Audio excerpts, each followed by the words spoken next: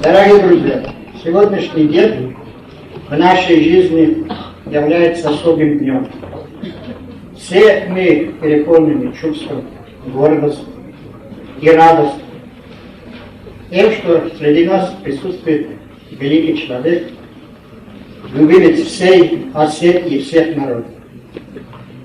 Человек с мировым именем, человек, который своим трудом заслужил самую высокую оценку и самое высокое признание среди ученого мира и среди простых тружеников, всех людей. Василий Иванович Абаев своим трудом сделал столько, сколько иногда не в состоянии сделать целый институт. Василий Иванович является почетным членом Английской Королевской Академии и многих других академий мира.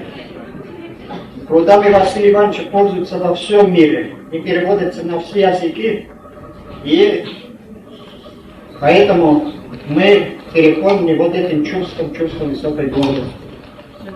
Тем, что вот этого великого человека породила маленькая Осетия, маленький осетинский народ. Нам очень дорого его присутствие. И каждая секунда для нас является особыми днями, особыми минутами. Предоставим мы слово Василию Ивановичу Абаеву, который расскажет нам о Петербурге 20-х годов. Да?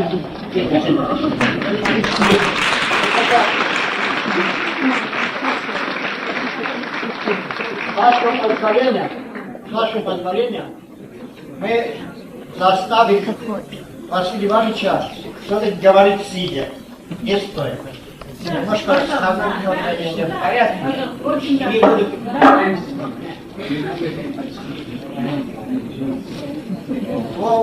Да.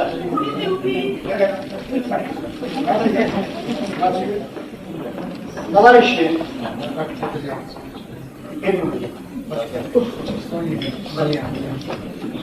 Василий Иванович внес предложение почтить вставание, смерть одного из выдающихся деятелей мировой цивилизации Юмезиля, который сделал столько по изучению осетинского языка и осетинского фольклора, всей осетинской культуры. Начнем эту дату минутой молчания.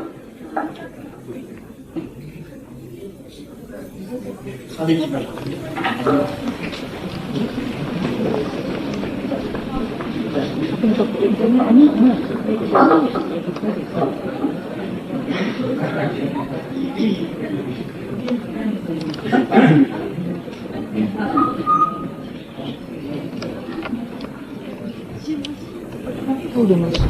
Дорогие друзья, позвольте прежде всего выразить благодарность инициаторам настоящей встречи, ректору института, глубокоуважаемому и дорогому Хусейну Семеновичу и руководительнице кружка «Аполлон», там мы все ее называем просто. Встреча с коллективом института для меня всегда большая радость. Ну, а что касается кружка «Аполлон», то ведь я сам состою членом этого кружка.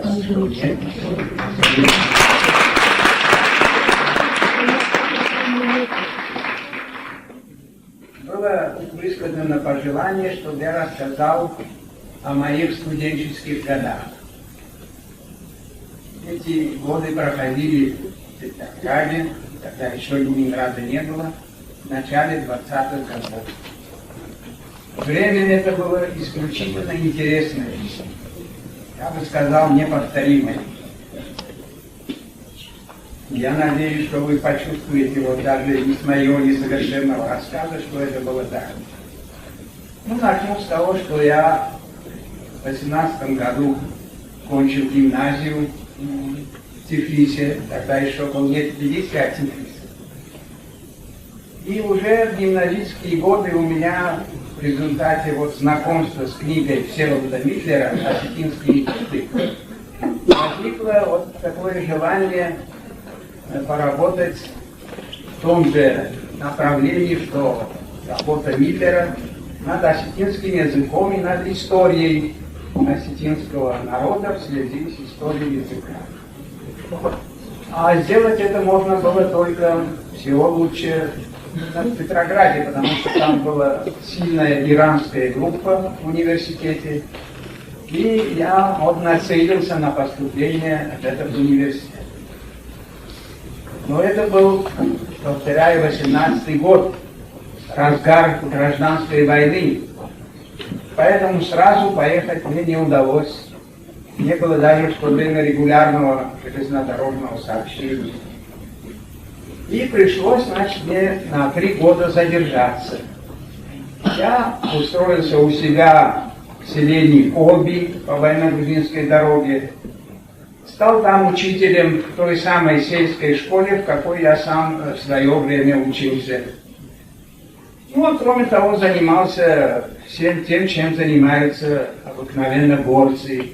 Возил дрова из-за перевала, из Тиулети, косил сено, ухаживал за скотом и так далее. И так прошло вот 3 года, когда наконец выяснилось, что можно уже проехать в Петроград. Вот группа молодых осетин, в том числе покойный уже Соцламбек Тавасиев, Рамазан Барукаев, несколько других, мы решили, значит, поехать в Петроград. Но железнодорожного такого регулярного сообщения все еще не было. Но нам повезло. В это время как раз Марков Сарагов, был такой партийный деятель, был назначен постоянным представителем Горской республики. Северо-Осетинской республики не было тогда, а была Горская республика, в которую входила Ингушетия. И вот постоянным представителем этой республики был назначен Марк Сарагов. Ему предоставили салон-вагон, и он любезно согласился нас повезти в этом салон-вагоне. Но ехали мы с великими трудностями. Нас все время отцепляли, наш вагон, вот этот роскошный салон-вагон отцепляли, где попало, потом надо было умолять, чтобы нас к чему-нибудь прицепили. Часто нас прицепляли к цистернам нефтяным. А цистерны, они не очень плотно между собой бывают стянуты. И поэтому, когда паровоз двигается, приходит движение, то лишь постепенно вагоны начинают это движение, так сказать, воспринимать. И пока это доходило до нашего салона-вагона в хвосте, паровоз успевал развить сильную скорость, и он нас так дергал, что мы падали как подкошенные в нашем салон-вагоне.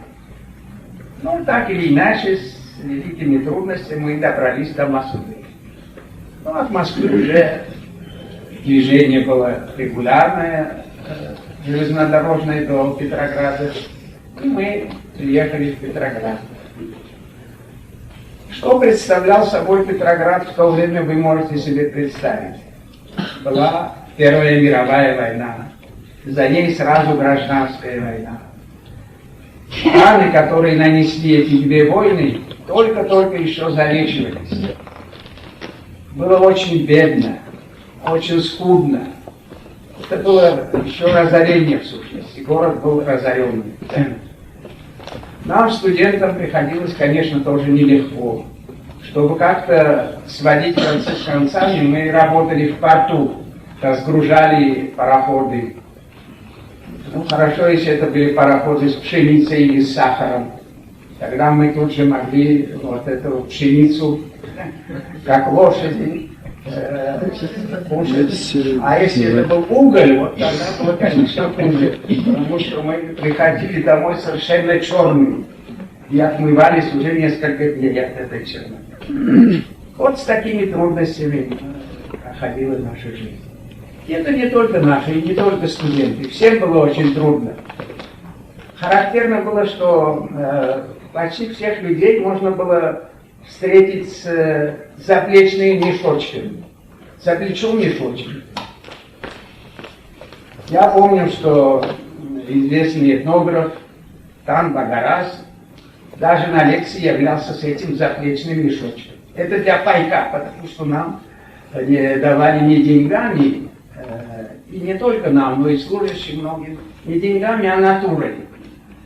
И поэтому надо было все время иметь наготове этот мешочек, чтобы вот туда положить хлеб, там, сахар, масло, туда. И этот вот там Багарас даже на лекции являлся в этом заплечном мешочке, как будто это была часть его костюма, вроде галстука. Из этого мешочка в лучшем случае торчали буханки ржаного хлеба. Этот ржаной хлеб я вспоминаю с трогательной нежностью, потому что он казался необыкновенно вкусным. Такого вкусного хлеба я больше никогда не видел. То ли потому, что это голодное время, и поэтому он казался вкусным, то ли его пекли по какой-то древней технологии, без автоматизации, механизации. Но во всяком случае хлеб был необыкновенно вкусный. И он составлял основу нашего пайка. А что касается масла и сахара, это редко доставалось. Ну и вот я постепенно втянулся в университетскую жизнь, завел знакомства среди студентов, среди преподавателей и стал присматриваться, чем живут они, чем живет вообще петроградская интеллигенция, какими заботами. Конечно, вы подумаете, какими заботами? Ясно, заботами о хлебе, об этом самом вот о ржаной буханке, о которой я говорю. Представьте себе, ничего подобного. Эти худые, изможденные, тощие люди, в них кипела ключом интеллектуальная и духовная жизнь. Казалось, что они все прониклись евангельской истиной. Не хлебом единым живет человек. Они были заняты исключительно вот своими интеллектуальными запросами, удовлетворением вот своих духовных запросов. К этому было все у них направлено. Вот сейчас мне кто-то, или я слышал, или читал, что в Советском Союзе сейчас каждый второй имеет лишний вес. То есть половина населения нашего имеет лишний вес. В то время встретить человека в Петрограде с лишним весом, это была большая редкость. Все были тощие, подтянутые, худые. Но, повторяю, в этих худых телах дух работал как мотор без остановки. И вот эта интенсивная духовная жизнь, она во многом сказывалась, в многих проявлениях, но особенно вот в так называемых вольных кружках. Была масса вольных кружков. Кружки эти возникали снизу, никто сверху их не насаждал. Просто вот встретятся несколько людей и говорят, вот вас интересует вот такая правда? Интересует. Так давайте по этой теме организуем кружок. Кружки эти собирались в частных домах, в частных квартирах. Ничего конспиративного в них не было. Туда мог входить и уходить каждый, когда хочет. Так что это были не какие-то конспиративные, а совершенно свободные кружки. Кружки были разного типа, разного, так сказать, тематического содержания. Больше всего было кружков философских и литературы. И вот я поставил себе целью побывать в, возможно, большем числе вот таких кружков, чтобы присматриваться, чем люди живут, какие вот проблемы их интересуют. И начал я с кружков философских. В философии в то время создалась, вот в России и в Петрограде в частности, создалась ситуация, которую можно назвать драматической. Дело в том, что в России еще в прошлом веке определилась своя такая русская философская школа. свое русское философское направление. Вот мы говорим греческая философия, немецкая классическая философия, английская философия. Теперь вот говорим о американской философии. Это не просто географические определения, а это характеристики, потому что каждая из этих философий имеет свои особые черты, национальные черты, и древнегреческая, и немецкая, и английская. И суть именно вот в этой национальной окраске, национальной характеристике. И в России тоже наметилась вот такая своя русская философская школа. Виднейшим представителем этой школы до революции был Владимир Соловьев, о котором вы все, наверное, слышали. Ну, широко известны такие его работы, как «Оправдание добра» или «Чтение о богочеловечестве» и другие. Продолжателем его этой русской философской школы были в мое время, вот когда я был в Петрограде, были такие философы, как Сергей Трубецкой, Бердяев, Лосский. Они были очень активны еще в то время, это сравнительно были еще не старые люди, и хотели, пытались вот, продолжать эту русскую, так сказать, философскую национальную школу. Но вульгарные догматики, марксисты наложили на них клеймо идеалиста. А идеализм на их языке это был то же самое, что контрреволюция. И в результате вот и Бердяева и Лосского выслали из Советского Союза. Я их еще застал в 21 году, но в том же 21 году они были высланы.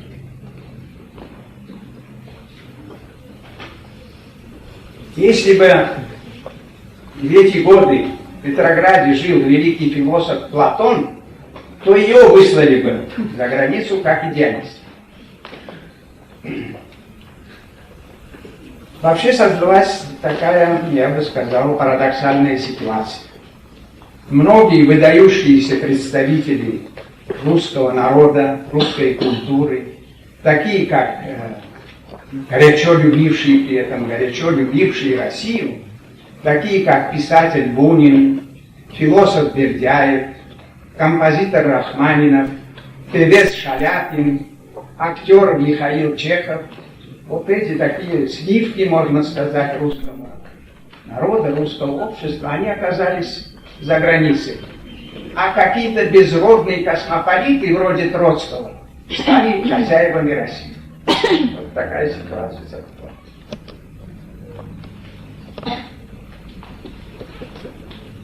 Бердяев, перед тем, как он эмигрировал, сразу после революции, он создал так называемую Вольную академию духовной культуры.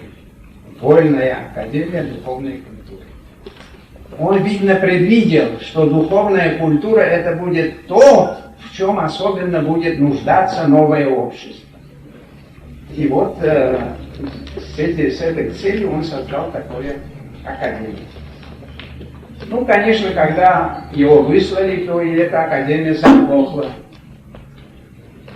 Но на ее месте возникло новое объединение философов, которое называлось Вольная философская ассоциация.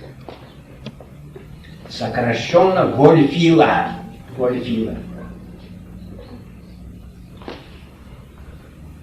Вообще вы обратили внимание, как в то время любили люди слово «вольный».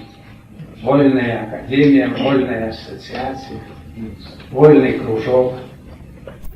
Но это понятно, потому что только что люди вырвались из того режима царского, где всякая вольность была под строжайшим запретом.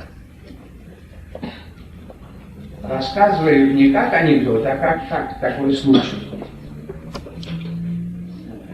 К цензору попала кулинарная книга. Царское время. Ну, в кулинарной книге там описывается, как готовить то или иное блюдо. И вот про одно блюдо было сказано, что его надо держать сперва в печи, а потом выставить на вольный дух. Это означало на воздух, держать его вне печи. Так когда Цезарь дошел до этого места, он пришел в ярость. Вольный дух? Как же это можно допустить? И он настоял на том, чтобы вот это выражение «вольный дух» было из этой поваренной книги изъято. Вот это дает вам представление, почему люди тогда в Петрограде так любили слово «вольный».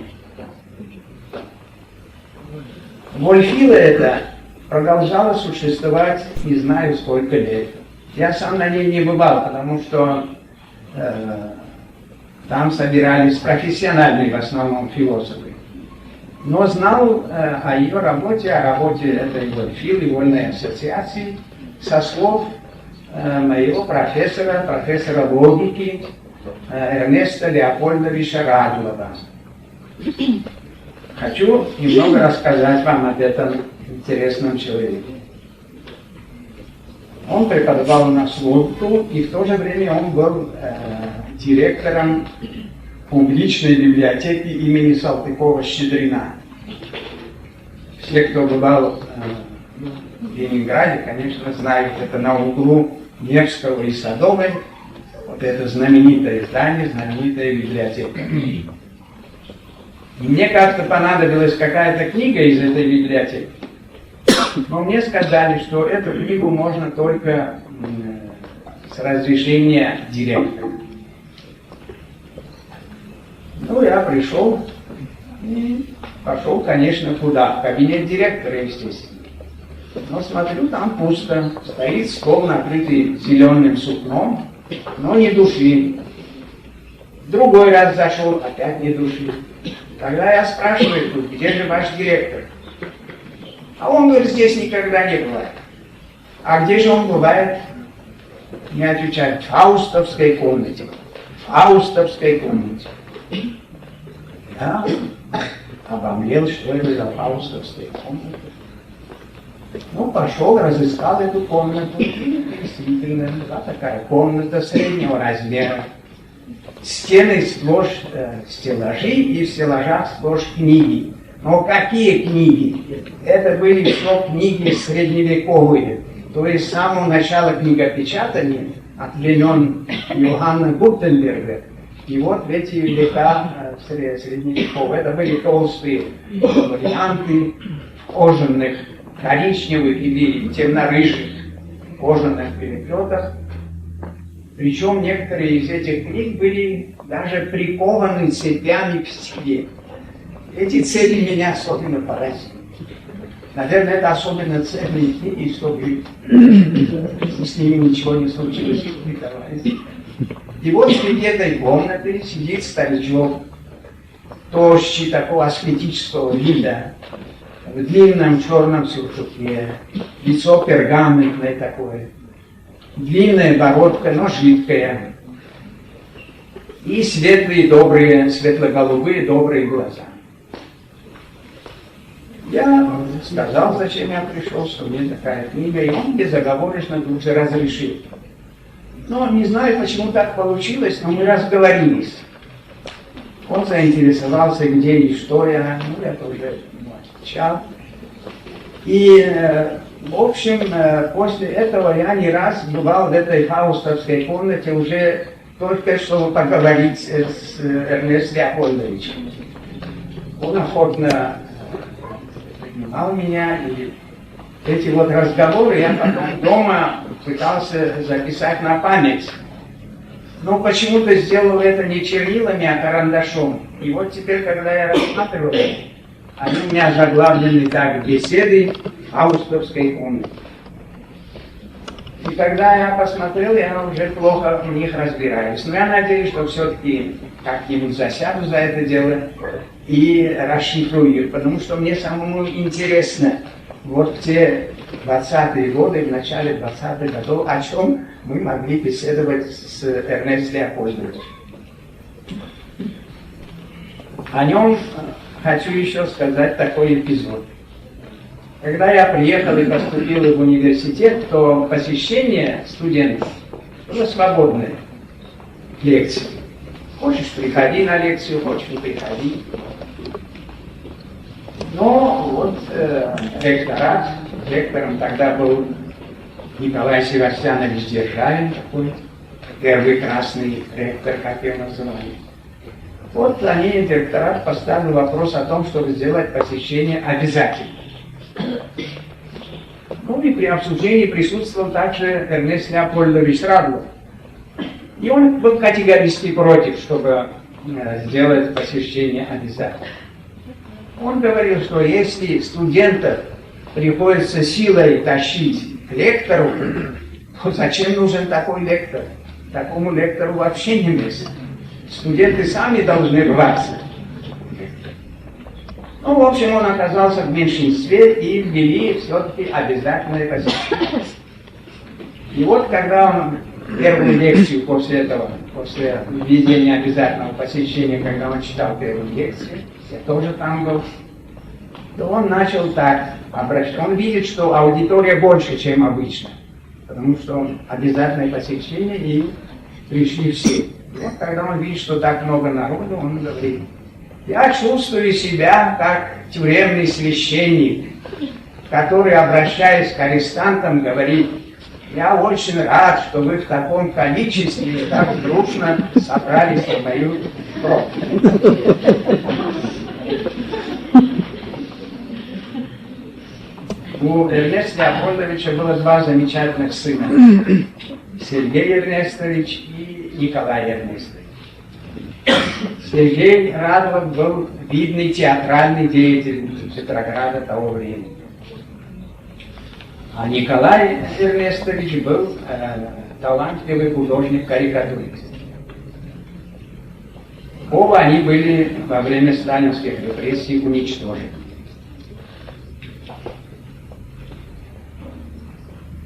После того, как я побывал на ряде философских кружков и смотрелся, меня заинтересовало, а какие еще проблемы, кроме вот этого конфликта между традиционной русской философской школой с одной стороны и марксизмом с другой, какие еще проблемы.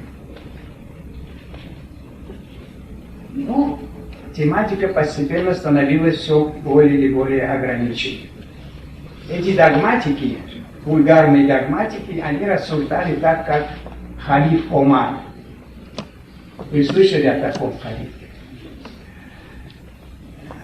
В VII веке арабы, как вы знаете, завоевали Египет. Ну и в Египте, в городе Александрии, в это время находилась богатейшая во всем древнем мире библиотека. Самая богатая.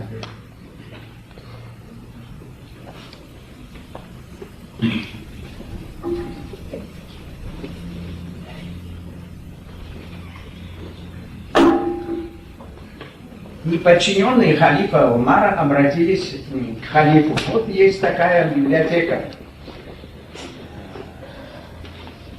крупнейшая в мире, что с нею делать? И тогда халиф изрек: если в этих рукописях то же самое, что в Коране, то они лишние. Если же в них что-то другое, то они вредные. В том и в другом случае их надо вычислить. Так и было. Так вот, эти марксистские догматики тоже рассуждали. Если у Бердяева и Трубецкого то же самое, что у Маркса и Энгельса, значит, они лишние. Если же там что-то другое, то они вредные. И, значит, вот выдворили.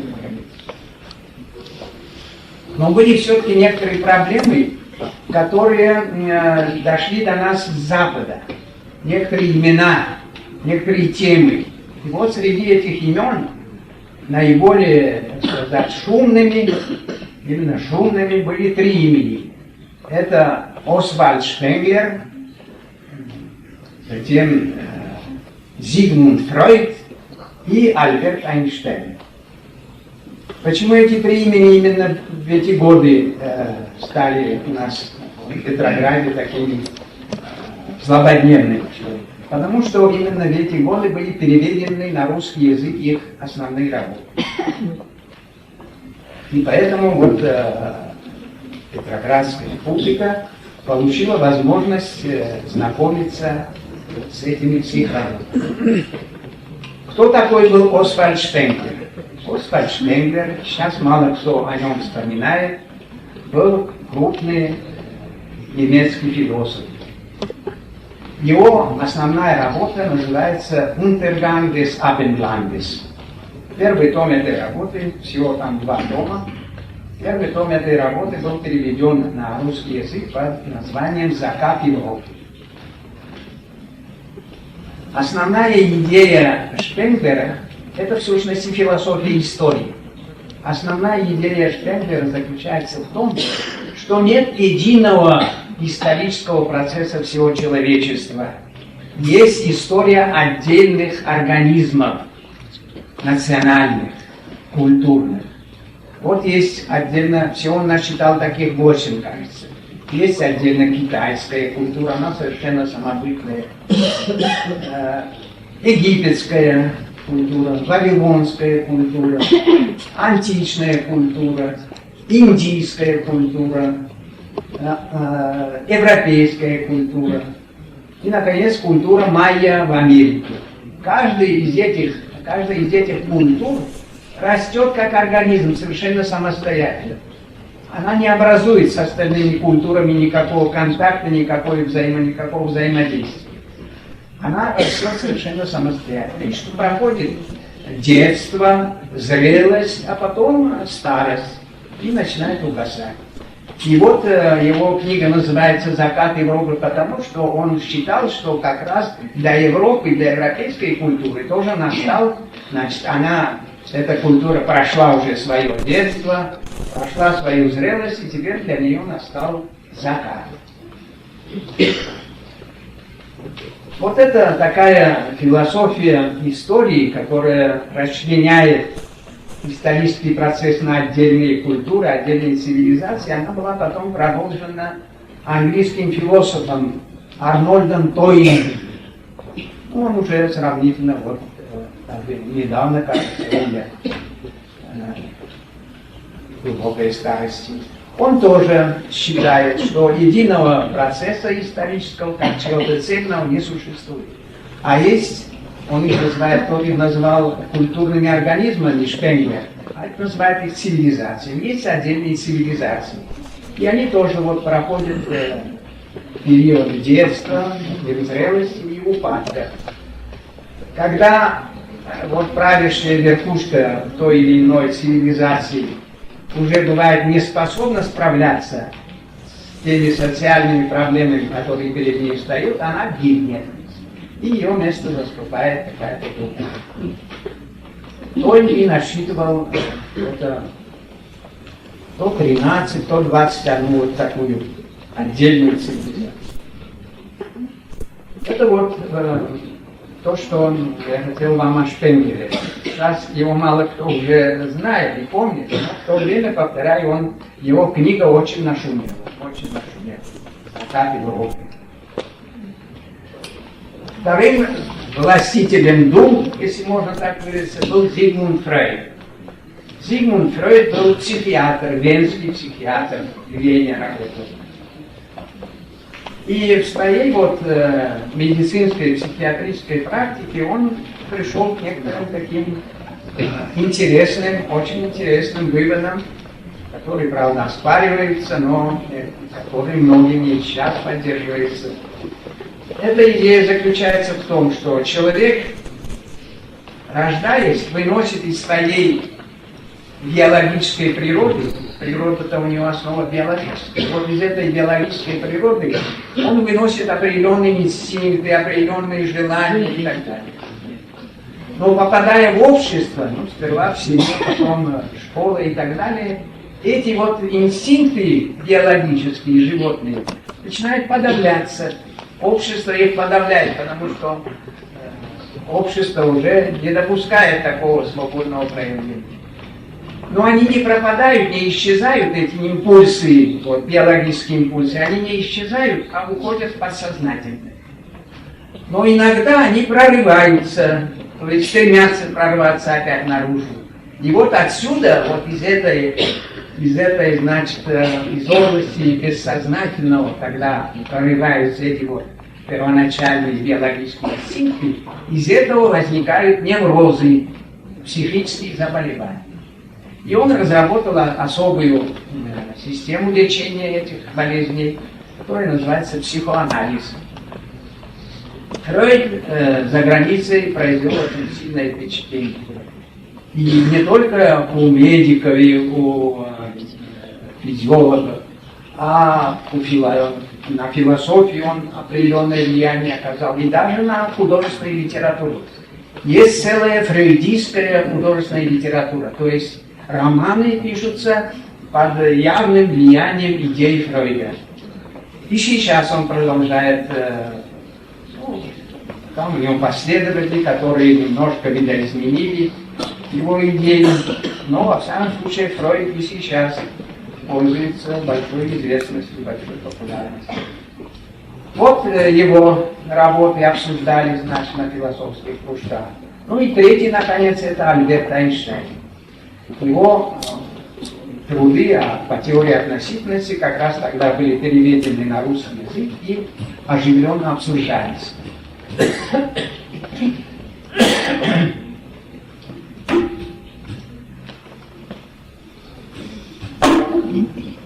Каждому было ясно, что теория относительности имеет не только физическое значение, а имеет большое философское значение.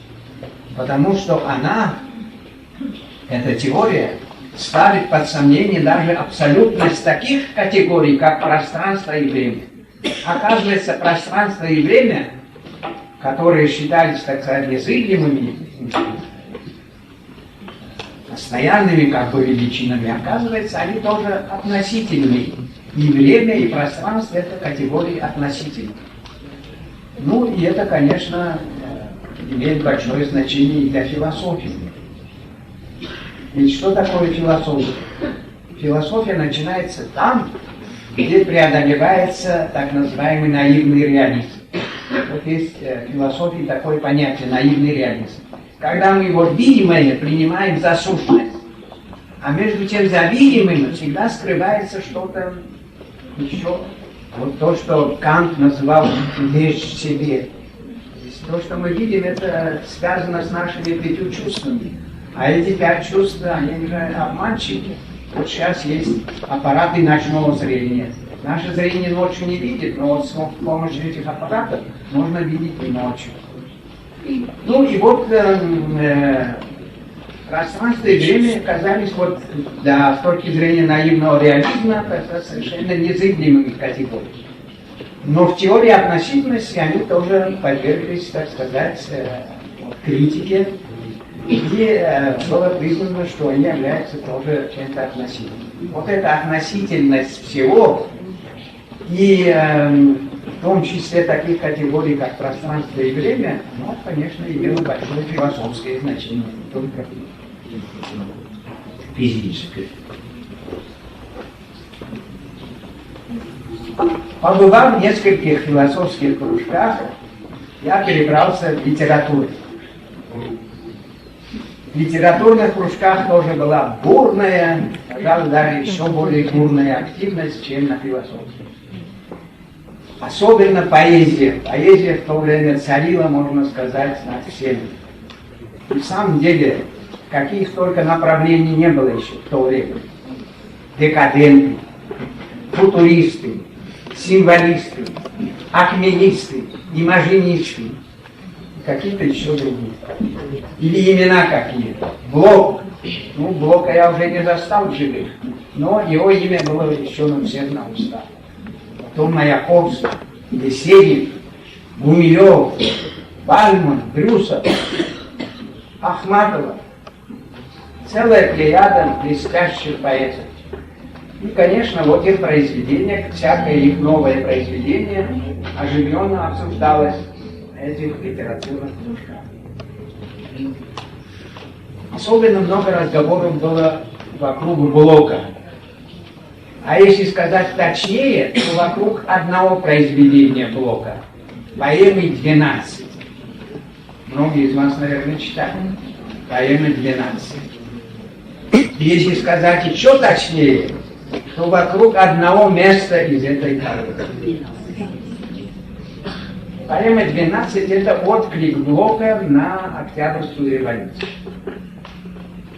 Он принимает революцию, и вот эта поэма отражает то, как он ее, как вот в его представлении, как преломилось у него его представление от Октябрьской революции. И там есть одно место. 12 это имеется в виду 12 красноармейцев. Героем этой поэмы является 12 красноармейцев. И вот там есть такое место, значит, эти красноармейцы, 12 красноармейцев шагают. Так идут державным шагом. Впереди же с красным флагом, легкой поступью над южной, снежной россыпью жемчужной, в белом венчике из роз, впереди Иисус Христос. Вот вокруг этого места-то и разгорелись горячие службы. Вопрос стоял так: уместно ли Христу быть предводителем этих вот красноармейцев? Ну, Блока понять можно, конечно. И если кто читал Евангелие, конечно, почувствовал, что у Христа есть что-то похожее на утопический социализм. Помните, где он говорит богатому: продай имение свое, раздай нищим и шествуй за мной. Вот Блоки почувствовал, что есть что-то общее между вот тем социалистическим идеалом, который поставила Октябрьская революция, и тем вот идеалом, который стоял перед Христом. То есть идеал такого вот социализма, правда, утопического, но все-таки социализма. И тем не менее, вот я побывал в нескольких кружках, вот это место не встретило сочувствия ни со стороны правых, ни со стороны левых. Ни правые, ни левые не могли согласиться с тем, что здесь Христос нужен. Наоборот, они считали, что Христос попал туда по недоразумению. Ну, так или иначе, вот вокруг этого было много споров. Обсуждались, конечно, и другие поэты. Вот Гумилев был очень популярен в то время. Он относился к акмеистам, направление акмеизм. Самого Гумилева расстреляли в 21-м, кажется, году по обвинению в контрреволюционной деятельности. Но имя его от этого не пострадало, наоборот, он стал особенно популярен. Акмеизм я лично понимаю как разновидность романтизма.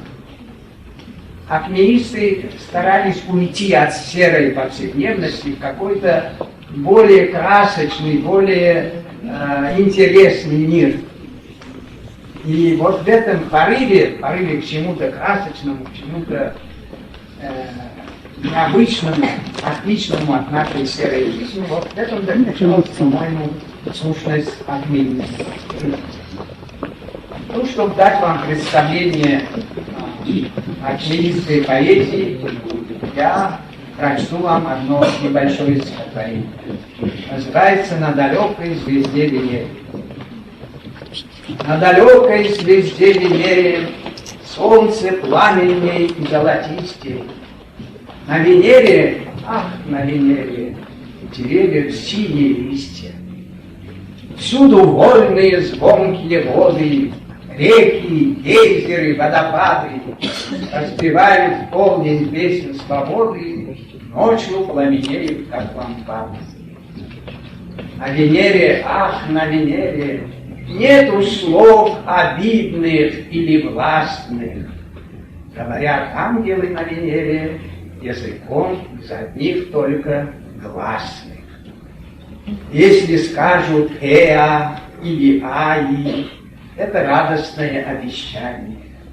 Уо-ао о древнем рае золотое воспоминание. На Венере, ах, на Венере нету смерти терпкой и душной.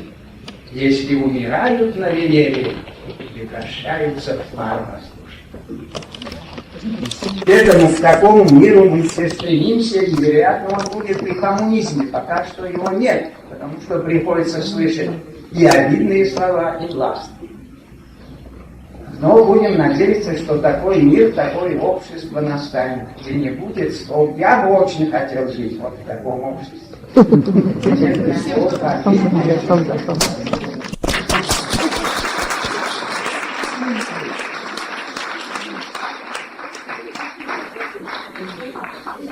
Есенин, как только появился, сам он считал себя имагинистом. Он не укладывался в эту школу имагинистов. Он был сам по себе. Это был самородок. То есть от природа родила его поэта. И вот эта стихийность его дарования, она сразу всех покорила. И он не знал вот такого мучительного продвижения. Он сразу стал. Ну, Маяковский тоже, конечно, он считал себя первоначально футуристом, но он тоже не укладывался в школу какую-то. Он тоже был сам по себе. Так что эти вот два очень не похожи между собой, но очень каких-то стихийных. Тот и другой были какие-то стихийные советы. И можно было не соглашаться или не нравится это кому-то, но нельзя было отрицать, что и Маяковский, и Есенин — это дарование писания.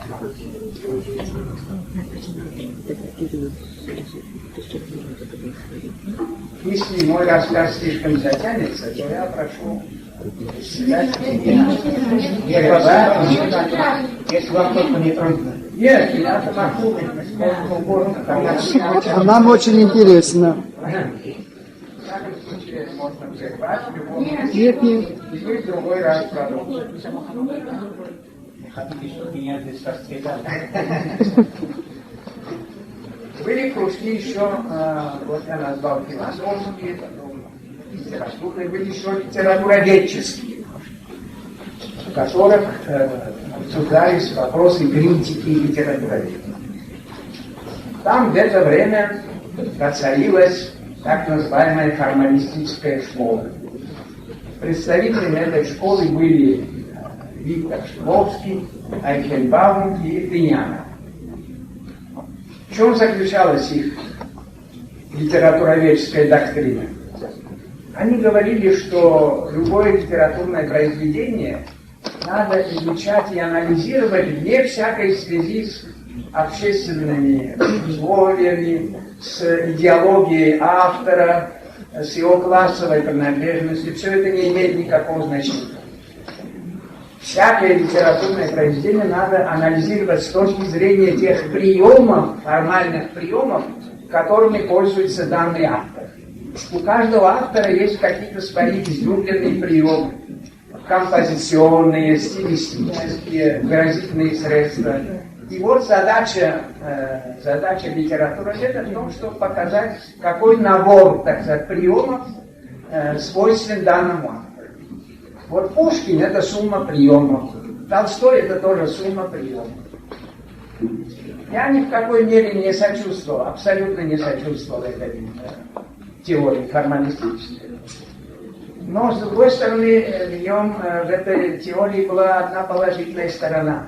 Она была хорошим противоядием против вульгарного социологизма. Потому что на другом полюсе как раз в это время начал процветать вульгарный социологизм. То есть стремление вот каждого писателя, каждого поэта, каждого автора свести к его социальным характеристикам, к его классовым характеристикам.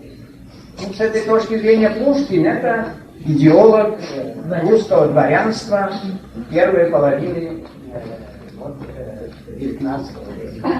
И так далее. Каждому писателю наклеивался такой ярлык. Толстой был сперва идеологом дворянства, А потом, когда он в конце стал писать вот свои деревенские там эти произведения, то он стал идеологом отсталого крестьянства. Он был, значит, дворянство. И Сенин тоже был обязан идеологом сперва отсталого крестьянства, так что по этой вульгарно-социологической схеме он оказался соседом с Толстым. А потом он стал идеологом городского хулиганства. Вот такие термины. Так вот, как противоядие против этого вульгарного социологизма, конечно, формализм сыграл известную положительную роль. Хотя, повторяю, я совершенно не сторонник этой. Так вот я бродил из кружка в кружок, побывал, наверное, по меньшей мере в 10 кружках. И, наконец, попал в один кружок, к которому я привязался всерьез надолго. В этом кружке я познакомился с двумя поистине выдающимися людьми. Один это был Алексей Аркадьевич Синягин, и другая Александра Алексеевна Прокофьева. Оба они были студентами тоже университета, но мы все были разных факультетов. Я был филолог, Синягин учился на физико-математическом, а Александра Прокофьева на биологическом. И, конечно, если бы не этот кружок, мы нигде не встретились в разных факультетах. Но тут, значит, вот судьба нас свела. В этом кружке разрабатывались главным образом вопросы философии истории.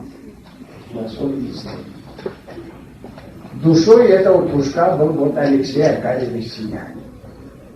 Он уже до меня, до моего вступления в этот кружок, разрабатывал такую оригинальную концепцию, которую я попытаюсь в 2 словах изложить. Он считал, что изначально в мире существует 2 начала. 2 силы, что ли. 2 стихии. Стихия добра и стихия зла. Свет и тьма. Добро и зло. И в каждом человеке и в каждой этнической единице оба эти начала присутствуют. Между ними все время происходит борьба. И в этой борьбе, конечно, вот задача человека состоит в том, чтобы обеспечить победу в силам добра. Он считал очень важными вот в истории 2 такие этнические, этнокультурные единицы. Германизм, с одной стороны, и с другой иудаизм. По его мнению, они сыграли особенно большую роль в истории Европы и даже в какой-то мере в истории всего человечества.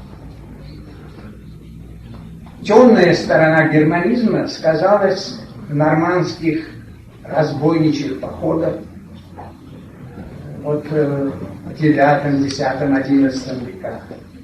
Затем в прусской монархии, в Пруссии, вот, времен Фридриха II, это тоже темная сторона германизма.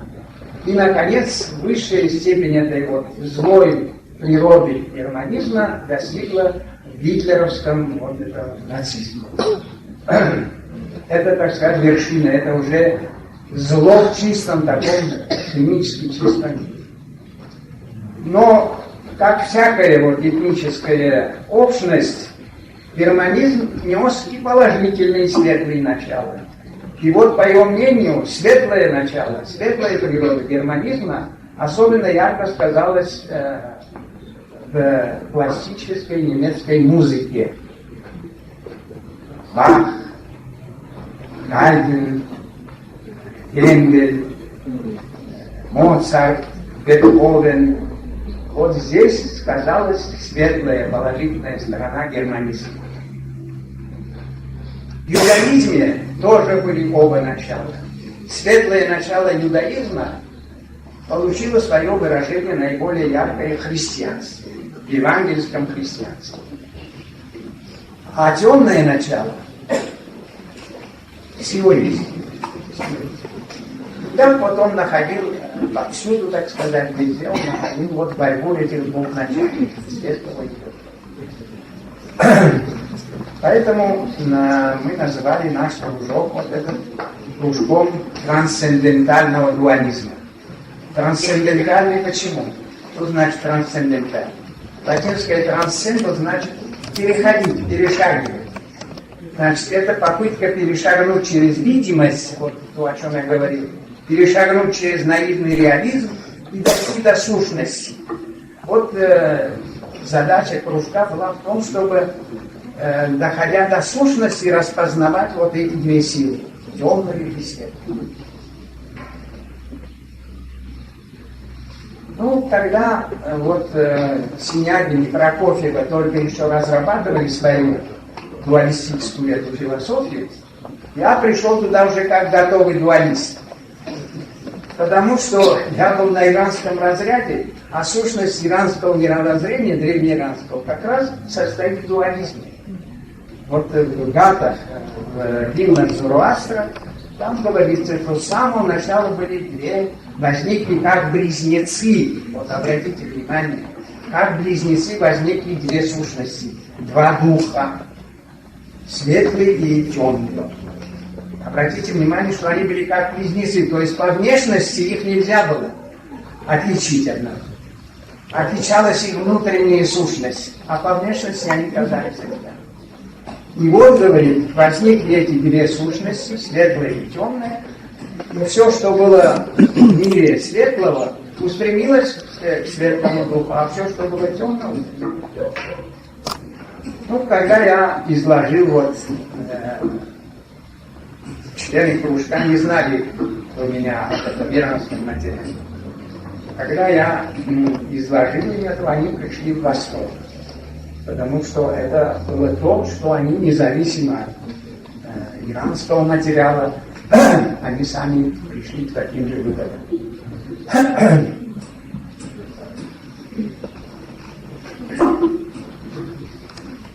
Синягин, вот с точки зрения этой своей общей концепции борьбы двух сил, написал очерки русской истории. Он пытался простить, вот как от самого начала, от древнейших времен, от еще общеславянского времени, как возникли вот эти две силы.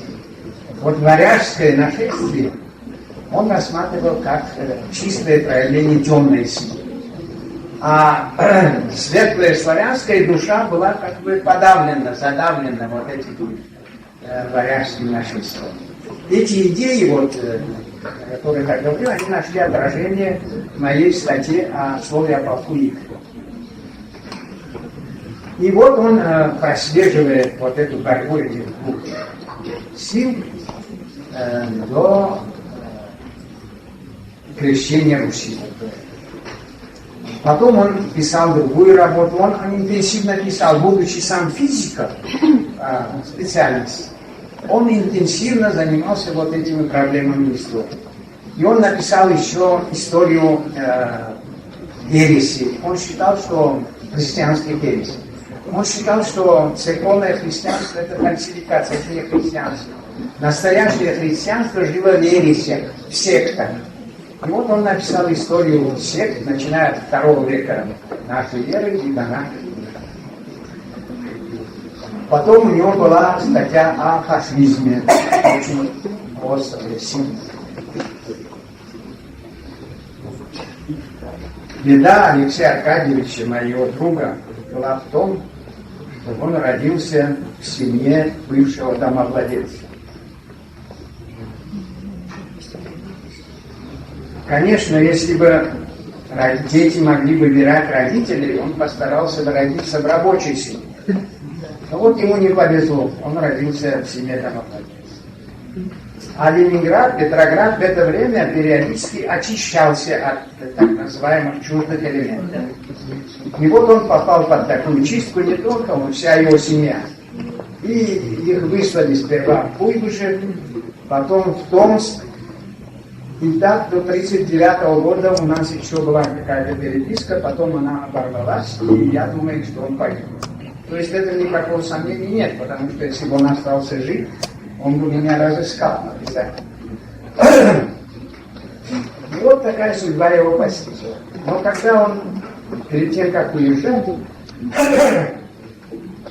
мы решили его труды, вот те, которые у него уже написаны, он часть передал мне, и большую часть, основную массу он вложил в большую такую стеклянную банку с притертой же стеклянной пробкой, и мы отправились в Павловский парк под Петроградом, и там закопали эту банку вот в одном определенном месте. Я запомнил, постарался запомнить это место. Закопались тем, чтобы когда будут более благоприятные времена, и он вернется, он мог бы откопать свои работы. Но получилось так, что он не вернулся, и остались вот только мы с Александрой Алексеевной, так сказать, хранителями вот этой тайны, что там вот в Павловске зарыта эта банка с Тем временем Александру Алексеевну Прокофьеву тоже перевели из Ленинграда в Москву, как и меня. И в начале 60-х годов мы собрались и решили все-таки поехать в Петроград, в Ленинград уже, и попытаться найти эту банку с синяками. Ну, где-то достали лопату, отправились в этот Павловский парк. Я отсчитал там, 30 шагов надо было отсчитать от мавзолея Павла I. Покопали, но не нашли. Но это ни о чем не говорит, конечно, потому что если я ошибся, я был один единственный свидетель. Прокофьева не участвовала, когда мы закапывали. Если я ошибся даже на несколько сантиметров, это уже достаточно, чтобы мы ничего не нашли.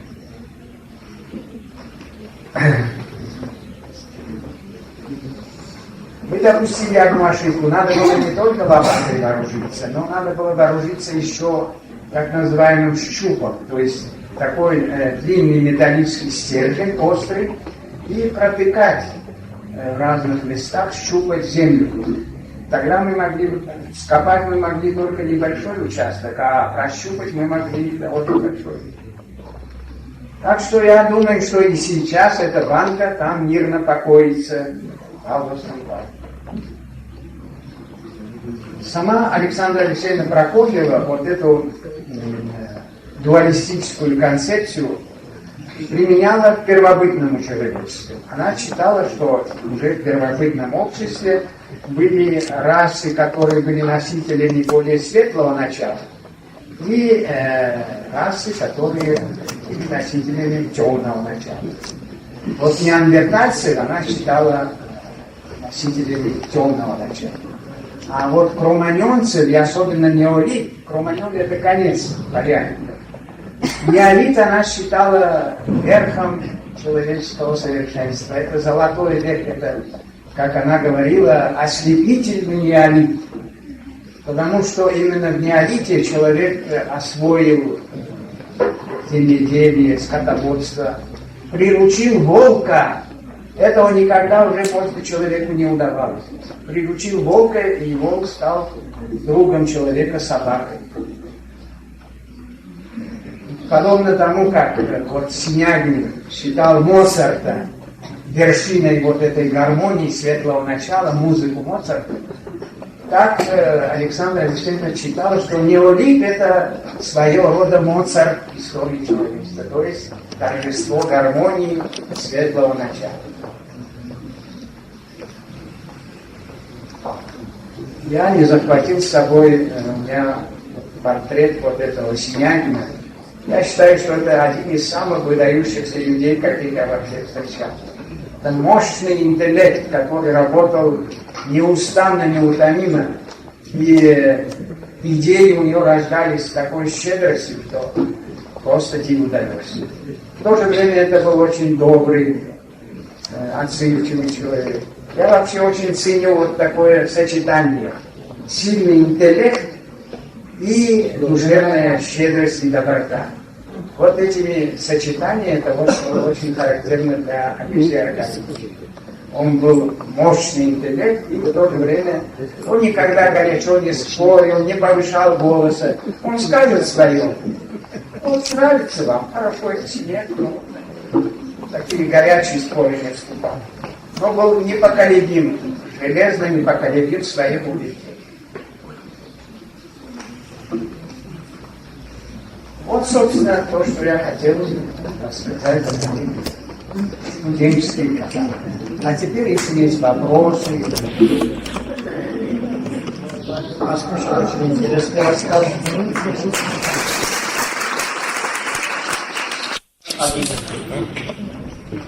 Если есть вопрос.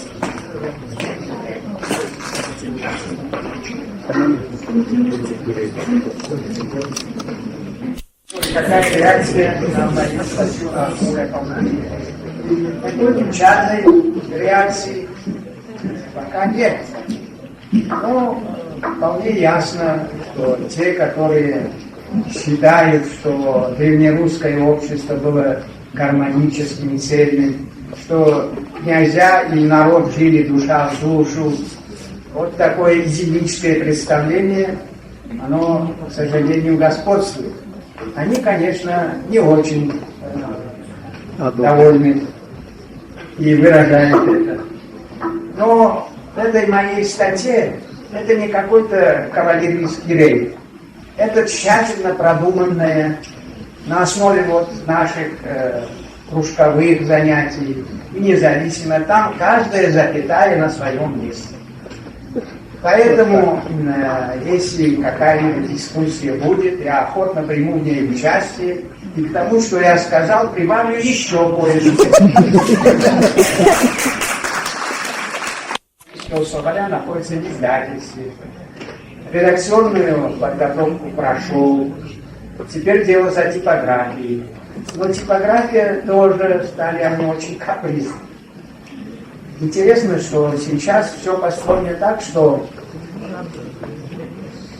все думают об удобстве обслуживающих, а не об удобствах обслуживаемых. Вот, значит, типография тоже, значит, надо, чтобы было удобно наборщикам. Что автору удобно, это не имеет такого. Главное, чтобы наборщикам было удобно. А наборщикам удобно набирать такой простой текст, беллетристику. А у меня ведь набор довольно сложный.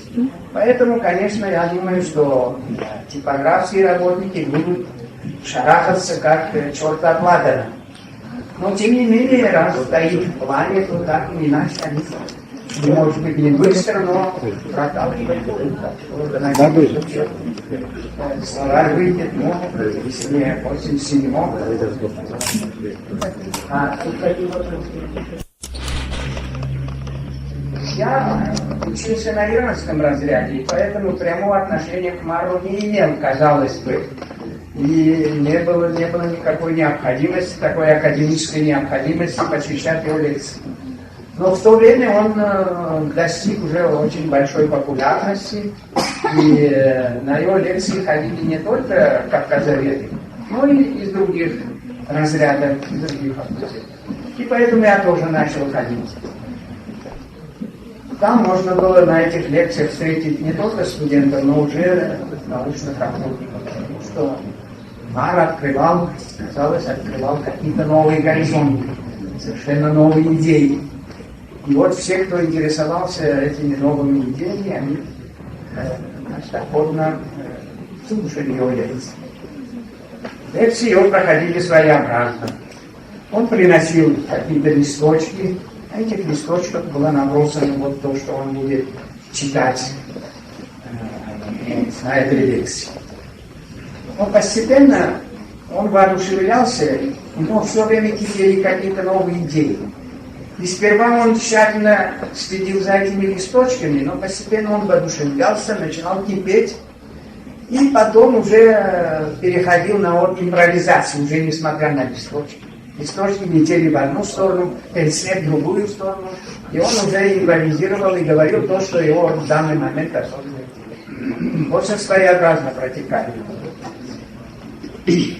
Вот после одной из этих лекций он меня подозвал и говорит: вы не хотели бы, говорит,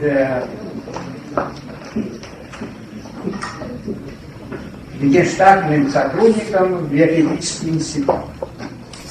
Ну, я слышал, что есть Ефетический институт, но что это такое, я ничего не знал. Оказывается, напомню, какие этапы проходило учение Марка. Ну, сперва он был просто, как сказали, великолепный, блестящий филолог. Грузинская и армянская филология обязана ему классическими работами. Но потом у него возникла такая идея, что кавказские народы с одной стороны и баски вот, на Пиренеях с другой, это остатки какой-то одной этнической массы, которая проживала на всей территории Средиземноморья. То есть и на Кавказе, и в Греции, и в Италии, и до Испании. Вот это был второй этап, так сказать, его теоретического искания. И эту вот семью, предполагаемую семью языков, которые до этого не знали, так сказать, не признавали, он назвал Ефетической. Ну, Ефетической взята из Библии. Был Сим, Хам и Яфет. Ну, отсюда языки семитические, хамитические, а это Ефетические. И вот я застал как раз на этой стадии, когда он усиленно разрабатывал вот эту теорию так называемого третьего этнического элемента. Первый элемент индоевропейский, второй семитический, а вот ефетический это третий этнический элемент. И решил он для изучения вот этих проблем создать особый институт. И вы представляете, каким авторитетом надо было обладать, чтобы Академия наук сразу согласилась, не зная даже, что такое ефетический. Мало кто там разбирался в этом. Не зная даже вот сущности этого. Но так велик был авторитет Марра, что ему безоговорочно разрешили создать институт. Мало того, ему разрешили дома у себя этот институт организовать. И долгое время, несколько лет, этот институт существовал только на его квартире. И вот, значит, когда он мне предложил это, стать нештатным сотрудником этого института, я сперва опешил, думаю, студент второго курса, как я могу быть научным сотрудником? И сказал ему это. Но он говорит: ничего, это будет на пользу вашим университетским занятиям. Ну, до этого не договорились, и в положенный день я явился на квартиру, значит, позвонил, дверь открыла пожилая женщина, очень скромно одетая. Я думал, что это прислуга. Но это оказалась жена Николая Яковлевича, Александра Алексеевна. Она тоже из академической семьи. Она была родная сестра известного ираниста Жуковского. Вот вошел, ну, смотрю, там двое сидят. Сам Мар и еще был такой романист Петров. Потом стали подходить другие. Уже некоторые знакомые подошли, Мещанинов, еще тогда не был академиком, Анатолий Несторович, Студенко, Карпен Дариспанович Гондула. Этих троих я знал уже раньше, они посещали лекции Марка, хотя они давно уже не были студентами, они были уже сами преподавателями, но они продолжали посещать лекции Марка. Ну, еще целый ряд сотрудников. Начались вот эти наши регулярные встречи. Встречались мы раз в 2 недели. И мне тем легче было приспособиться, что, по сути дела, это был не институт, а тот же кружок, один из тех же кружков, в которых я ходил, философский и так далее. То есть вся атмосфера была именно кружковая. Во-первых, на частной квартире. Во-вторых, никакого обязательного посещения раз в 2 недели вот эти заседания. Так что я сразу так почувствовал себя в своей тарелке. Стал сам выступать за заседание иногда с докладами. Ну, обычно самое интересное было, когда в конце доклад был заслушан, обсужден, а потом обычно в конце выступал сам Марк. И это было всегда какой-то фейерверк, всяких неожиданных сопоставлений, неожиданных этимологий. И мы все с нетерпением ждали каждый раз, когда наступит вот этот момент, когда сам Марк выступит. Хочется сказать еще несколько слов о Александре Алексеевне, жене Марка. Она могла по первому впечатлению показаться суховатым человеком. Но в действительности это было чудо доброты, чудо преданности. Ее преданность Мару не знала никаких границ. И эту преданность она переносила и на его учеников. Так что мы все, ученики Мара, чувствовали на себе ее такую теплую руку, теплое благожелательное отношение. Кроме того, она делала огромную черную работу для Мара. Выправляла ее техническую всякую работу. Вот жаль, что такая работа обычно не находит никакого отражения. Вот Мар, автор Мар, между тем огромная работа, может быть, по времени, по трудоемкости больше работал Александр Алексеевич. Но это не находит никакого отражения. Ну, продолжалось это несколько лет, а потом институт перевели в главное здание Академии наук, и это был конец романтического периода, и начался период академический, сухой академический. Уже вот эта романтика исчезла. Ну, представление о тематике вот этого института на первых порах дают эти иерархические сборники. Они выходили, начиная, кажется, с 22 года. Там были выдающиеся ученые, участники, настоящие ученые. Единственным исключением был, пожалуй, академик Орбель. Вот он академик, он то и другое. Но это был пустозвон и фразер. Ничего ценного. Я слежу, ведь все-таки за востоковедной литературой. Я нигде не встречал ссылку на него, как на научный автор. Он занимался то армянской археологией, то сасанитскими блюдами, то турским языком, но нигде ничего путного не создал. Он в чем-то подражал Мару, прежде всего его темпераменту. Но у Мара темперамент был природный, искренний, а у Орбели наигранный, актерский, как актер. Ну, вы спросите, как же он стал академиком, если он был такой пустозвон? Наивный вопрос. А как стал академиком князь Дундук, о котором пишет Русский? В Академии наук заседает князь Дундук. Окажись, не подобает Дундуку такая честь. Почему же он заседает? И так далее. Вот со времен Пушкина и до наших дней в Академии наук, наряду с серьезными учеными, никогда не было недостатка в Дундука.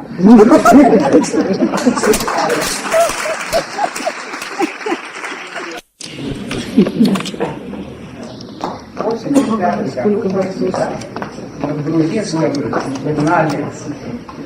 журнале Академии наук «Нацмей» появилась статья покойной уже, к сожалению, лингвистки Шаразелидзе.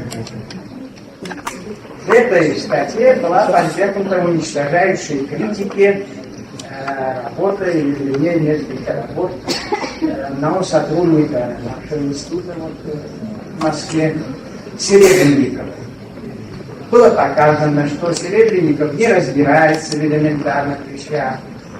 Он берет на себя смелость пренебрежительно говорить о грузинской науке и так далее. Причем факты невежества были потрясающие.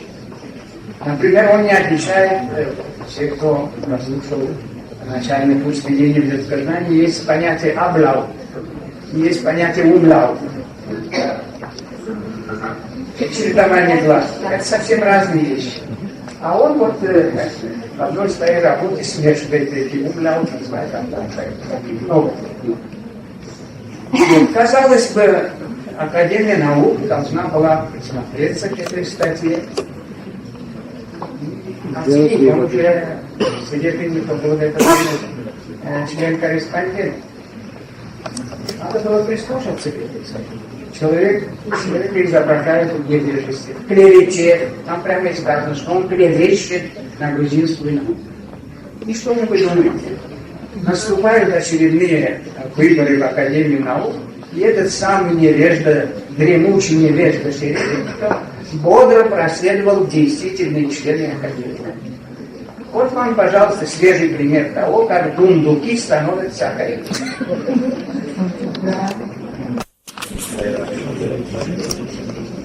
Когда в Анкредиции славные эту книгу, да, очень интересно дело взял в руки, но тут же убедился, что для того, чтобы составить о ней достаточно компетентное суждение, надо ее тщательно проштудировать, изучить.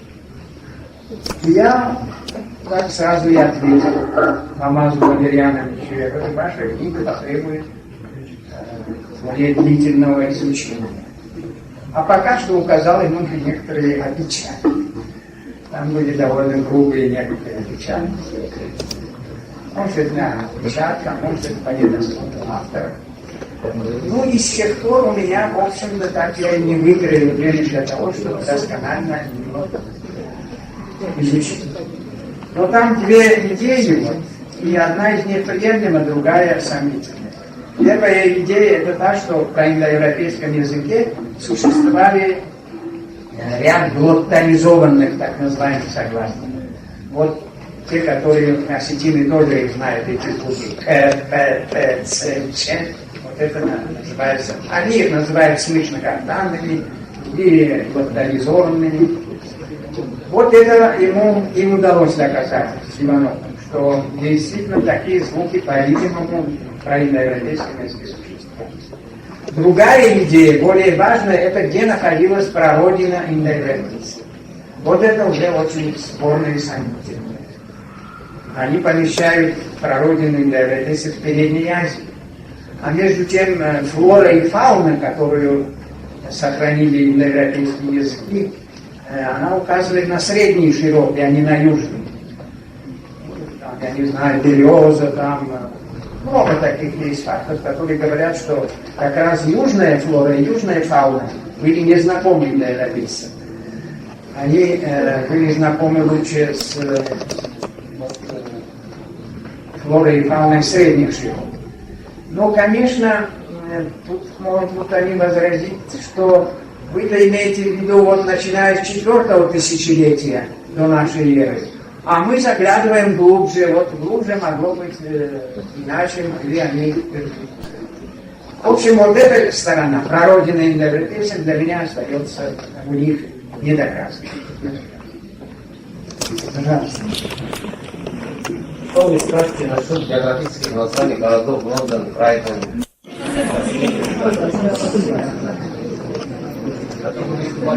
Да, я уже об этом говорил. Совершенно научные построения о том, что Лондон, Кройдон и так далее заключают Дон. Я показал, что названия с окончанием Дон это кельтские, то есть вот до английского населения, до английского вселения эти острова, там жили только. Вот в их языке Дон означало укрепленное место. И таких названий множество. Никакого отношения к осетинскому Дону река это не имеет. Потому что некоторые из этих вот Дон названий находятся вдали от всяких рек, никаких реков. Это совершенно вздор. Вообще вот у нас появилась эта мания везде искать эти следы. лучше изучайте, что поближе, а почему обязательно надо залезать в эту категорию. Если по этому признаку, то и Македония, и Каледония, еще масса донов будут. Это совершенно не научно. Не могли бы вы сказать еще несколько слов о Бердяеве? Каково ваше отношение к идеям богостроительства? Если можно, немного о Флоренции. Флоренского — это, насколько я знаю, духовное лицо Флоренский. И Флоренский и Бердяев находятся в русле вот той самой русской философской школы, о которой я говорил. Эта школа, в общем, тесно связана с христианством. Христианской теософией, теологией. И, конечно, лично я вырос на иранской, кстати, теологии, не на христианской. Но я о чем хочу сказать, что Бердяев — это сильная, крупная фигура философии. Это несомненно. Он оказал определенное влияние на некоторые направления западной философии. И, конечно, наклеить на него ярлык идеалиста и изгнать его из родины, это было совершенно недопустимое решение. Я недостаточно был хорошо знаком с его философией, кое-что я читал, но я только знаю, что это вот русская национальная школа. И вот эту школу угробили. Немецкая школа есть, философская, английская есть, а вот русская нет, ее угробили. Потому что она связана вот с этой Владимира Соловьева уже вынесли.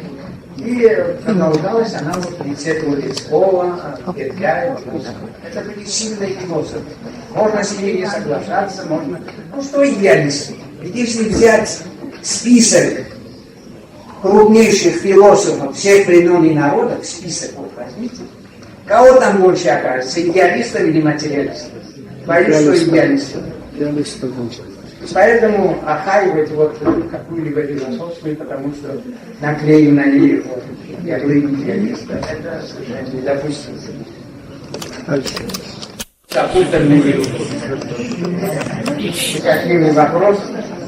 Хочется ответить так. Давидара представляем.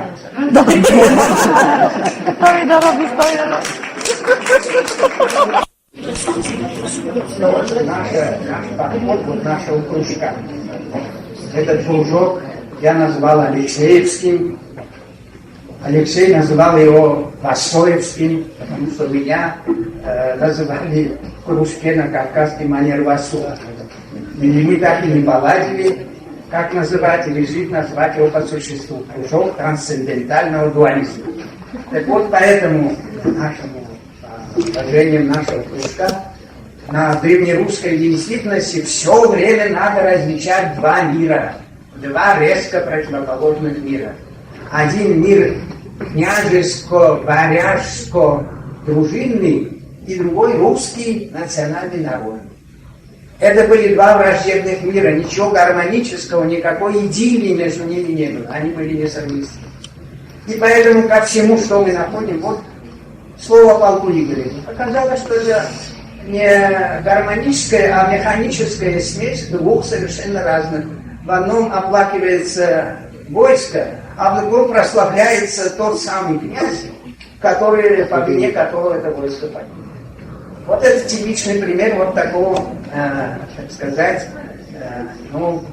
компиляции, что ли, компиляции двух таких вещей, которые несовместимы.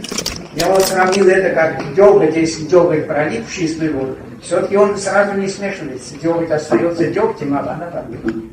И так нужно ко всем, без исключения памятникам древнерусской литературы, подходить вот так. Где тут княжеское, дворянское, варяжское, и где тут народ. Было два фольклора, фольклор княжеский, фольклор народа.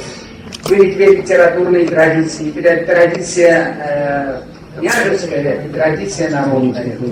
Были два христианства, вот статья, одна статья Синягина так и называется, два христианства написано. Было христианство княжеское, варяжское, и было христианство народное, русское, славянское.